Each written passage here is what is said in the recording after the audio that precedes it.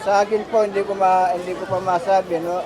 Kasi yung katawan ko medyo bumibigay na rin. Hindi ko po masabi kung ito na yung uli o yung sa susunod pa o ito na talaga.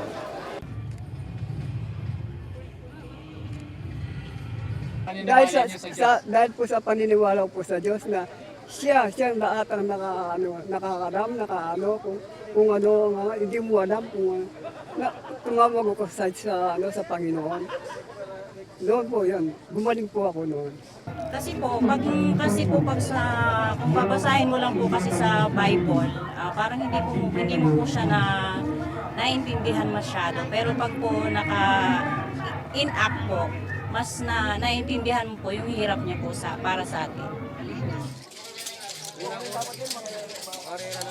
Kasi tatabangan ko nga ng general,